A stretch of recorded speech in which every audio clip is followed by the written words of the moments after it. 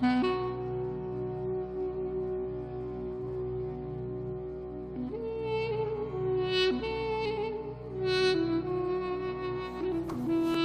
back to Unbound Being, and today I wanted to speak about a case of mistaken identity. Now this is really a sum up of the entire reason of all suffering on earth, as far as we know in the whole universe, if you wish. What has happened is a mistaken identity. The majority of people on earth are all mistaken with their identity. In other words, they think they're something, but really they're not that, finally.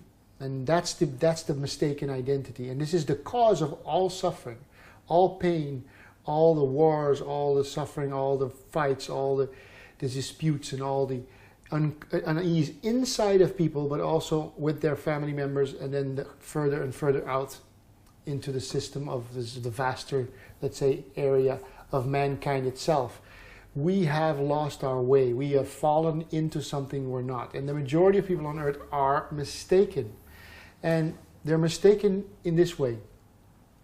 Most people on earth feel that they are a body and a mind, and they have not seen any further than that. So they believe that they are a body-mind, and all of their thoughts are taking place inside of their mind, and all of their feelings, let's say, and sensations and perceptions, and at least sense perceptions, take place in the body, let's say, right? So this apparatus is like a separate body of all the other apparatuses out there, and it somehow is by itself, separate from the rest, and needs to really take care of itself in that sense.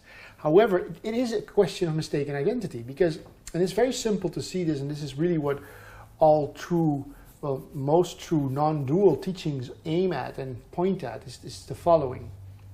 It certainly seems that all the thoughts take place in the head, let's say. Of course, you can't find any thought and location to it, but that's what people think and have this idea. And all the sensations are perceived, let's say, in the body. However, what is the body? Why is the body perceived? I mean, if thoughts take place in the head, and if emotions and feelings take place in the body, let's say in the solar plexus area over here, then who's the one watching? Where does this take place? Who's the one watching the thoughts, right? What is that which is aware of the thoughts? What is that which is aware of the feelings? What's that which is aware of the body apparatus itself? And so although most people may take a logical, or not even logical, but reasonable assumption through our educational systems and our religious systems that we are the body and our thoughts are taking place in our head and our emotions inside the body, well, what's the body taking place in? There is something perceiving everything. There's something that is aware of the thoughts. It's the knowing element. And this knowing element, which we can call in different words, like presence or awareness, being, knowing being, I am. There's a lot of words that we use as signifiers to describe this placeless place. But the point is, I know my thoughts because there's something that is aware. There's a knowing element to thoughts. I know my body and my sensations in the body because there's a knowing element. There's something that's knowing it. There's everything that is out here and in here and wherever you want is known. This is what I call the knowing element. This is the I am. This is the knowing, the being. This is the true self.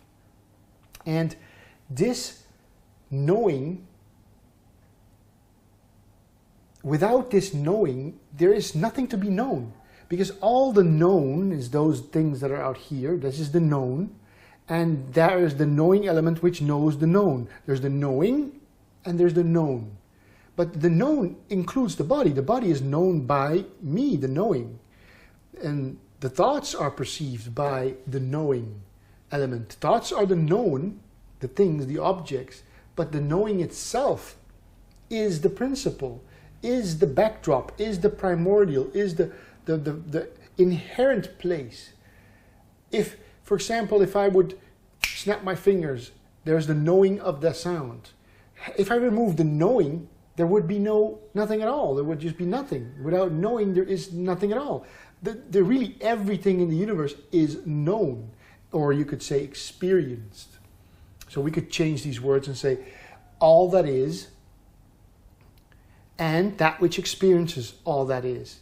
in a way it seems dual, finally it's not, but in the beginning it's important to make this distinction to see that we don't have a mistaken identity, because once people have a mistaken identity, which is now the majority of people on earth, feel like they're this little body with the mind inside and the thoughts and the emotions and sensations and perceptions separate from the whole world, and they don't recognize that they're actually the knowing element, which is the vast immortal field of the knowing being, they get insecure. And obviously they get insecure. It's a good reason for people to get insecure.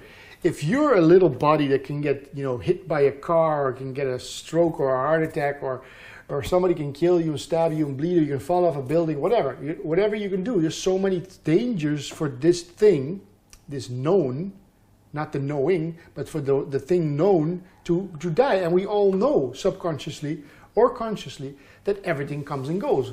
Nobody, as far as we know now, has lived over 200 years, lately, let's say. But the point is, we know everything goes, everything dies. Even scientifically, we would say the sun must come to an end, will come to an end, if you wish to believe in that system of the sun being some kind of gas giant or something. But the point is, everything in existence does come to an end. All form is ever changing. And so people know that as a baby you're born, and as an old man or woman you end up dying.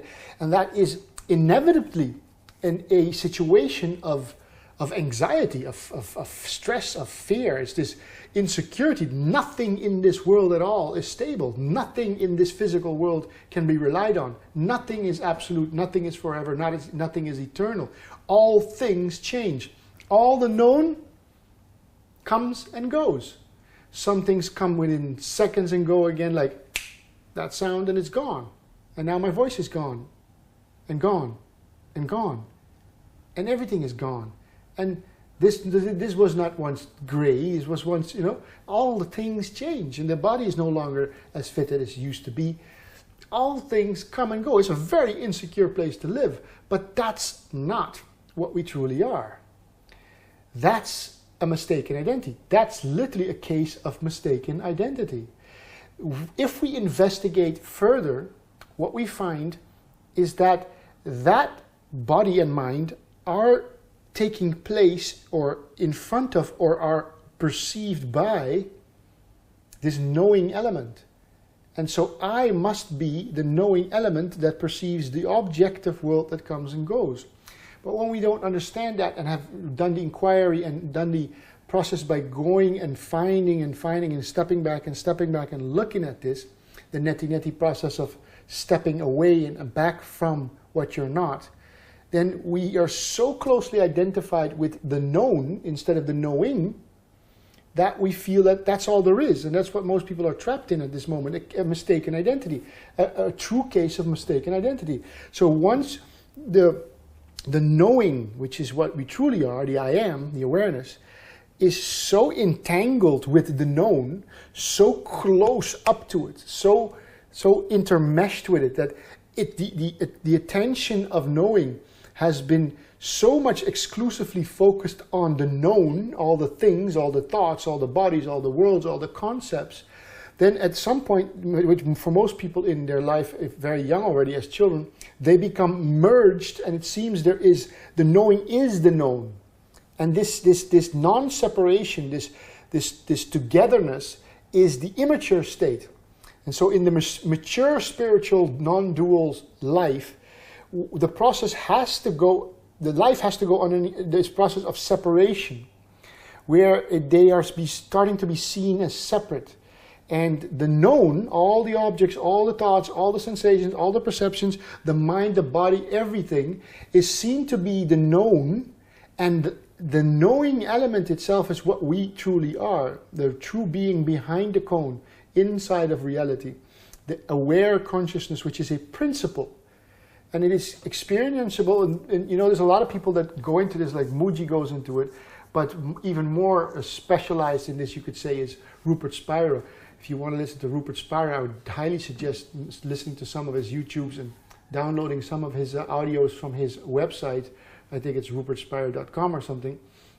And Rupert Spira is surgically perfect.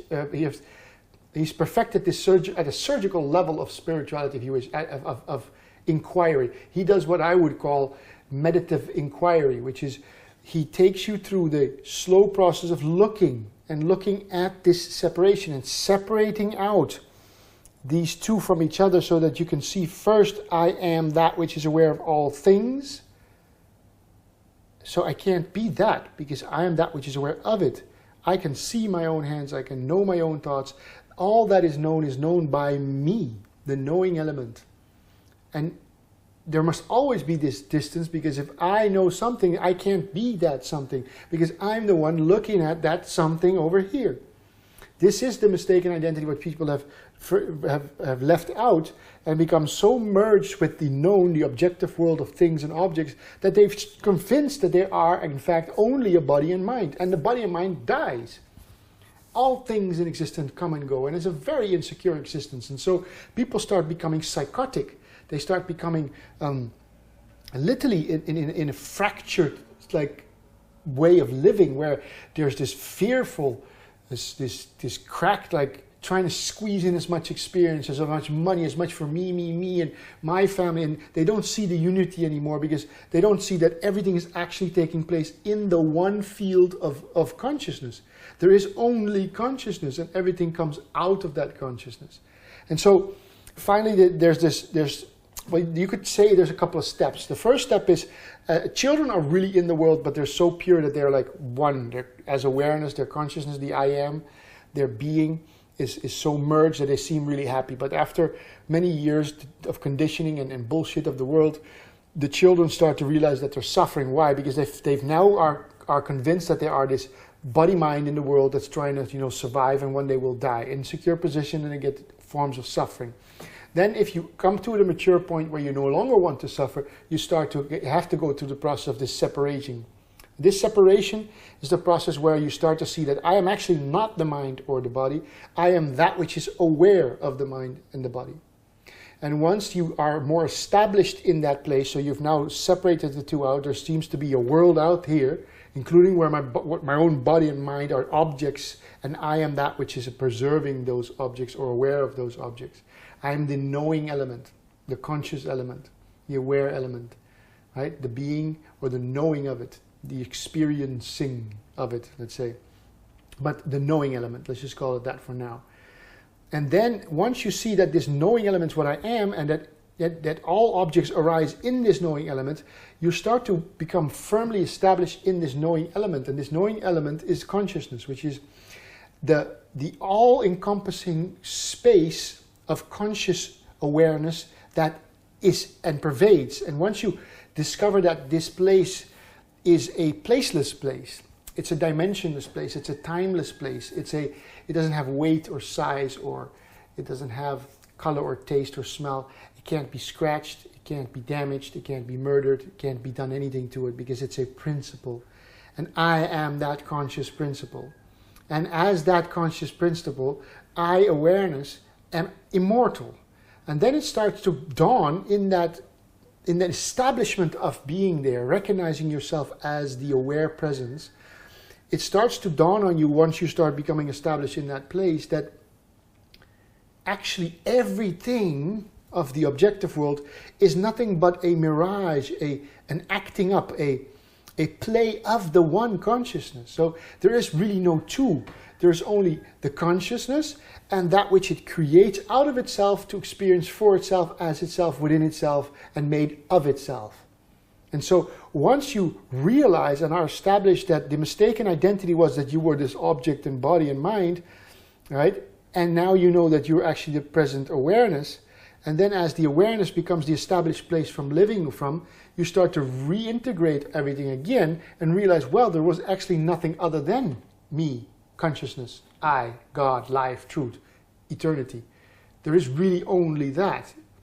Everything out there is actually nothing but a play upon and within and made from the one and only aware, knowing element. And that's the mistaken identity. The case of mistaken identity is that let's say 99% of the humans on the planet in the current level are to some degree, and many very, very deeply, fully convinced that they are just a body and a mind. And this is a scary proposition. It's an anxious place. It makes for a suffering place, and it makes for a selfish place, because now there's this object, me, body, mind, with my family, my kids, and my country, and my belief systems, and my religion. And I'm going to have to amass as much for me and protect myself against all the others, which are not others, because they're just different projections of the same consciousness. However, as a person identified fully with the object, you don't experience that. And if people don't experience that oneness, the direct knowledge of their own consciousness being the very field from which everything comes, then once people lose the contact with their true identity and they get identified with a mistaken identity, the body mind, it is a limited small mind. They get selfish, greedy, even towards their girlfriends and boyfriends and husbands and spouses and children and whatever you want to call it. All of them, they get, and that's why we have this hell realm right now. All because of a mistaken identity. So the most important part in the spiritual life or the divine life or the non-dual life, whatever you want to call it, I don't even like to use those words anymore, but to recognize our true nature, to get rid of the mistaken identity and reposition ourselves as the true identity, the self, the true self, the knowing element, consciousness itself, is the only solution to suffering on earth, to all the wars, to all the mishap and mayhem, all the murder, all the destruction of nature, all the destruction of everything that we're going on about. Whether on a personal level, many people are in a full destructive path, whether it's in a family life, whether it's on a larger scale of a global level, we are now engaged in full destruction through this ego consciousness of a mistaken identity as a mind-body self, like the ego construct. And unless we step out of this one thing and recognize again, hey, I in fact am not the body nor the mind. I am in fact that which is aware of everything. All the objects arise in me, out of me, as me, from me, made by me, for me to experience. It's all this one me. And I'm not talking about Roald here, this me. I'm talking about me. Me, I, the only I, the I am, the consciousness itself. And once we reposition ourselves and recognize we're actually the whole thing, we're the whole field. But you have to do this not as a concept. It has to be a separation and then seeing that all the objects are not what I am. Definitely, I mean, as primarily, I am this first. Secondarily, I can see all the objects. And then once established here, we start to again recognize that all that which we see comes out of that one singularity. And this is the return from the fall and going back towards the golden age, so we can recognize our true nature and not the mistaken identity. So don't take this as a concept. Do this by yourself. Go and listen to people like Rupert Spira. I mean, I'm not holding satsangs or any group meetings or anything at the moment, but Rupert Spira is a surgeon at it. Listen to people like that. Make sure that, at least for your case, my case, whoever's ready and mature enough to deal with this, it's time to step back into our true place. And our true place is the primordial place of consciousness. That's the undivided place. So, no more mistaken identities. The only way to heal is to get out of that misidentification.